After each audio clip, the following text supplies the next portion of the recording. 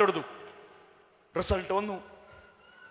അതിലെഴുതിയേക്കുക, ഒരു മനുഷ്യ ശരീരത്തിന് താങ്ങാൻ പറ്റുന്ന വേദന 45 ഡെല്ല് വേദനയെങ്കിൽ ഒരമ്മ ഒരു കുഞ്ഞുവാവയെ നോർമൽ ഡെലിവറിയിലൂടെ പ്രസവിക്കുമ്പോൾ അത് 57 ഡെല്ല് വേദനയായിട്ട് മാറും. Which is similar to 20 bones getting fractured at a time. 20 എല്ലുകൾ ഒരുമിച്ച് പൊട്ടുന്ന വേദന. ഈ സാധനത്തിനാണ് അയാൾ പേരിട്ടത് സുഖപ്രസവം. പത്തല് വെട്ടി തല്ലണ്ട അയാളെ. അപ്പൊ ഞാൻ വിചാരിച്ചു രണ്ടാമത്തെ പ്രസവം ക്ലാസ്സാന്ന്. വേദനയില്ല. ഇതെന്ത് സംഭവം? Go to your classes.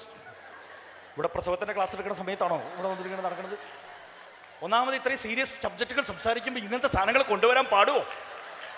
Okay, കാര്യത്തിലേക്ക് വരാം. Caesarean is great.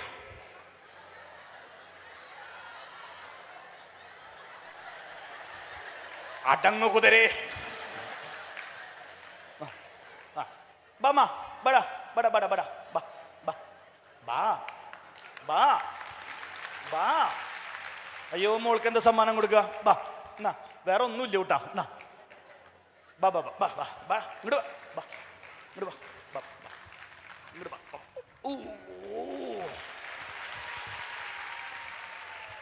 നീ ഇങ്ങനെയാ ക്ലാസ് എടുക്കലേട്ടാ. ഹാപ്പി ഹാപ്പി ഒരു മഞ്ഞ പറ്റില്ല. അന്യപുരുഷന്മാർക്ക് ഉമ്മ കൊടുക്കൂല. കാരണം കൊച്ചിന്റെ തലയിൽ ഈ സാധനം ഫീഡ് ചെയ്ത് വെച്ചേക്കാണ്. മറ്റുള്ള good touch bad touch. You have to check what touch is that. How you feel is a good touch? ഒന്നായില്ല. ഇതാണ് ഈ മാമനാണ് ഞാൻ. So what I am trying to say is, നിങ്ങളുടെ അമ്മയുടെ വയറിന്റെ കീഴ്വയറില് 6 ഇഞ്ച് കനത്തില് ഒരു കത്തി എടുത്തിട്ട് ഡോക്ടർ ഒരു മുറിവ് മുറിക്കുന്നു. അതുകൊണ്ടാ കവികൾ പാടിയത് പേരല്ല ഇത് കീറാണേ. അങ്ങോട്ട് പോക്കോട്ടാ, അങ്ങോട്ട് പോക്കോ, ഇത് പിടിച്ചു. അതുകൊണ്ടാ കവികൾ പാടിയത് പേരല്ല ഇത് കീറാണേ. ആ 6 ഇഞ്ച് വലുപ്പത്തിലുള്ള ഗ്യാപ്പിലൂടെ കൊച്ചിനെ അല്ലെ, സിസേറിയൻ എന്നുള്ള രീതിയിൽ കൊച്ചിനെ പുറത്തോട്ടെടുക്കുന്നു. അപ്പോൾ ഒരു അത്ഭുതം കാണാൻ പറ്റും. കൊച്ചും അമ്മയും തമ്മിൽ ഒരു കേബിൾ വെച്ച് കണക്ട് ചെയ്തേക്കുന്നു. ഡോക്ടർ അത് മുറിക്കും, ബേബിയെ ക്ലീൻ ചെയ്യാൻ വിടും. അമ്മയുടെ വയറ് ക്ലീൻ ചെയ്തിട്ട് ഒരു സൂചി നൂലെടുത്തിട്ട് നിങ്ങളുടെ അമ്മയുടെ വയറ് തുന്നിക്കുത്തും. വേദനിക്കില്ലടോ. ബിക്കോസ് അതിന് മുമ്പ് ഒരു ഡോക്ടർ വന്നിട്ട്, അനസ്തേഷ്യ ഡോക്ടർ വന്നിട്ട് ഒരു ഇഞ്ചക്ഷൻ തന്നിട്ടുണ്ടായിരുന്നു. അനസ്തേഷ്യയുടെ പവർ വിടുമ്പോ വേദന അനുഭവിച്ചു തുടങ്ങും. സഹിക്കാൻ പറ്റാത്ത വേദന. ആ സമയത്ത് ഒരു തുമ്മലോ ഒരു നീരുവീഴ്ചയൊക്കെ വന്നിട്ടുണ്ടെങ്കിൽ കേമായി. അത്രയും വേദന സഹിച്ച് ഒരുപാട് സാക്രിഫൈസ് ചെയ്ത് നമുക്കൊക്കെ ഈ ഭൂമിയിൽ ജന്മം തന്ന അമ്മ.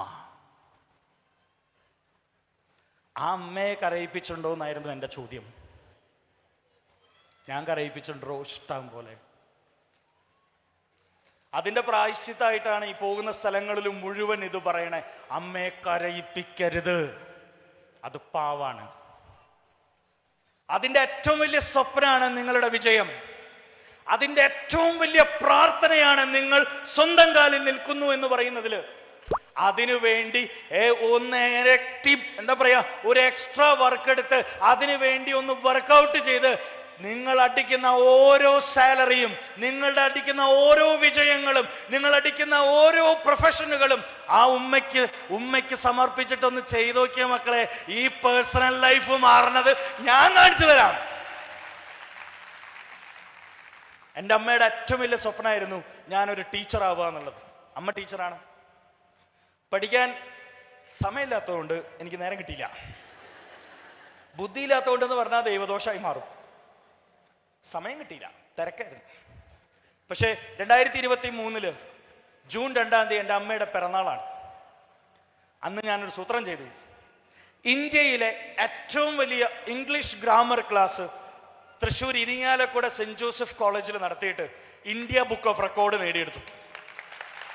ആ പ്രോഗ്രാമിൽ അതിനല്ല കയ്യടി വേണ്ട കേട്ടോ. ആ പ്രോഗ്രാമിൽ എൻ്റെ അമ്മ ഉണ്ടായിരുന്നു.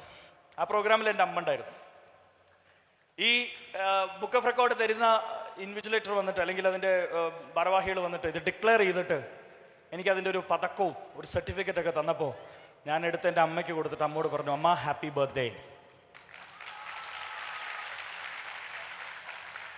MC-യോട് ഞാൻ പറഞ്ഞു എൻ്റെ അമ്മയുടെ പിറന്നാളാന്ന്. അമ്മയെ സ്റ്റേജിലേക്കൊക്കെ വിളിപ്പിച്ചു, ബർത്ത്ഡേ പാട്ടൊക്കെ പാടി. And I feel she's happy. നമ്മുടെ ഓരോ വിജയങ്ങളും അമ്മമാർക്ക് സന്തോഷമാണ്. അങ്ങനെ ചിരിച്ചിട്ടിരിക്കുന്ന ഒരു അമ്മ കണ്ട അവിടെ, ഹരി സാറിന്റെ അമ്മ. അതാണ് ആ ചിരിയുടെ ബേസ് എന്ന് പറയുന്നത്. നമ്മുടെ വിജയം കണ്ട് നമ്മുടെ പാരൻസിനും ഇതുപോലെ ചിരിക്കാൻ തോന്നണം. ചിരിപ്പിക്കോ? അല്ലാണ്ട് അവരെ കൊണ്ട് ചിരിപ്പിക്കരുത് അല്ലേ? ആളുകൾക്ക് ഉപദേശിക്കാൻ പോലും അറിയാത്ത കാലഘട്ടത്തിൽ കൂടെ പോണേ. മെലിഞ്ഞുണങ്ങിയ ചെക്കനെ നോക്കിയിട്ട് അവന്റെ ഉപ്പ പറയാ, പോത്തുപോലെ വളർന്നില്ലേടാ. അപ്പൊ ചെക്കൻ, ഞാനാ പോത്ത് is a big fat animal daddy. പക്ഷെ നിങ്ങൾ പെൺകുട്ടികൾക്ക് കിട്ടുന്ന ഉപദേശം എന്ത് ക്ലാസ്സാണ്, എന്ത് രസമാണ്. ഞാനൊന്നും അത് ഇന്ന് കേൾക്കും നാളെ കേൾക്കും എന്ന് വിചാരിച്ചൊക്കെ നടന്നിട്ടുണ്ട് എൻ്റെ ചെറുപ്പകാലത്ത്. നിങ്ങൾ ഉപദേശിക്കുന്നത് ഉപ്പയമ്മയും കൂടുതലും ഉമ്മമാരാണ് ഉപദേശിക്കുക. നാളെ വേറൊരു വീട്ടിലേക്ക് എന്ത് പ്രശ്നം ഉണ്ടായാലും അവിടെ അല്ലേ വന്ന് നിൽക്കുക. നാളെ വേറൊരു വീട്ടിലേക്ക് കെട്ടിക്കേറി ചെല്ലണ്ട പെണ്ണാ. ഇതങ്ങടെ കേൾക്കുമ്പോ പെൺകുട്ടി, നാളെ വേണ്ടുമ്മ, മറ്റന്നാ ഞാൻ ഫ്രീ ആയിരിക്കുന്നു. പേഴ്സണൽ ഇഷ്ടങ്ങൾ. ഈ പേഴ്സണൽ ഇഷ്ടങ്ങൾ എങ്ങനെയാ വരണമെന്ന് അറിയൂ? That's all because of your attitude. Trainers ഏറ്റവും കൂടുതൽ സംസാരിച്ചിട്ടുള്ള ഒരു വാക്കാണ് change your attitude. Are you ready? Are you ready to change your attitude? പറഞ്ഞേ, are you ready to change your attitude? എന്തുട്ട് ആറ്റിറ്റ്യൂഡ്? അതറിയില്ല സാർ, പക്ഷെ മാറ്റാൻ തയ്യാറാണ്. നിങ്ങളുടെ ആ മനസ്സിനെ ഞാൻ അപ്രിഷ്യേറ്റ് ചെയ്യുന്നു. എന്നിട്ട് ആറ്റിറ്റ്യൂഡ് എന്ന് അപ്പൊ എന്നിട്ട് മാറ്റണ്ടേ ആറ്റിറ്റ്യൂഡ്? എന്തുട്ടാ സാധനം? അതറിയാത്ത കാരണല്ലേ മാറ്റാണ്ട് ഇങ്ങനെ നടക്കണേ. ഞാൻ ട്രെയിനിങ് മേഖലയിൽ വന്നിട്ട് ഏറ്റവും ആദ്യമായിട്ട് വായിച്ചൊരു പുസ്തകമാണ് യു ക്യാൻ വിൻ. വായിച്ചിട്ടുണ്ടോ? വായിക്കേണ്ട കാര്യമൊന്നുമില്ല. അത് വായിച്ചാൽ ഞാൻ പറയണ പല കഥകളും പുറത്താവും. അതിൽ കുറേ കഥകളുണ്ട്. അതിലെ ആറ്റിറ്റ്യൂഡിനെ കുറിച്ചിട്ടൊരു ഗംഭീര ഭാഗം തന്നെ കൊടുത്തിട്ടുണ്ട്. ഒരു കുഞ്ഞു കഥ പറഞ്ഞ കാര്യം മനസ്സിലാവും. ഒരു മനുഷ്യൻ, ആ പുസ്തകത്തിലുള്ളതാണേ, എൻ്റെ കഥയൊന്നുമല്ല. ഇനി അതിൻ്റെ പുറകിലെ കമന്റ്, ഇത് ഞാൻ വായിച്ചതാ, കോപ്പി അടിച്ചതാ. നല്ലതാന്ന് തോന്നിയാൽ കോപ്പി അടിച്ചു വിടറോ? നല്ലതാന്ന് കറിഞ്ഞ കോപ്പി അടിച്ചൂടെ? അത്രേ ഉള്ളൂ. ഒരു മനുഷ്യൻ ഒരു പട്ടിയെ വാങ്ങി. പട്ടി ഒരു പ്രത്യേകതരം പട്ടി. This is expensive dog in the world. ലോകത്തിലെ ഏറ്റവും വിലപിടിപ്പുള്ള പട്ടി. ഈ പട്ടിക്ക് ഒരു പ്രത്യേകത ഉണ്ട്. ഈ പട്ടി വെള്ളത്തിന്റെ മുകളിൽ കൂടെ നടക്കും. കഥയിൽ ചോദ്യമില്ല, നടക്കും. അതുകൊണ്ടാണ് ഇത്രയും വില ഈ പട്ടിക്ക്.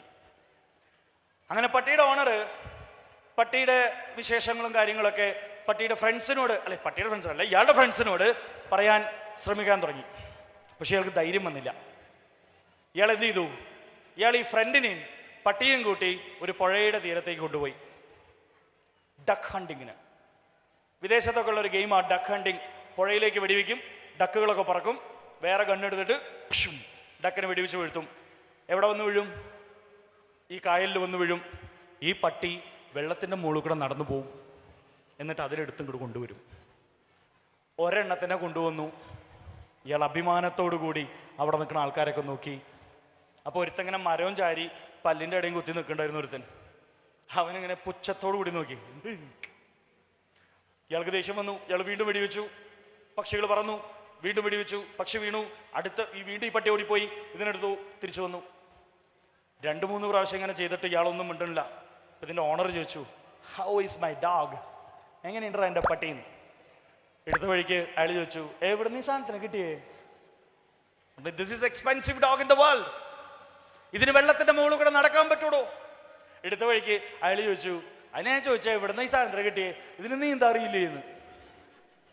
ഈ പട്ടിക്ക് നീന്താൻ അറിയില്ലേ? നിങ്ങൾ ഇവിടെ വന്നിട്ട് വലിയ കോഴ്സ്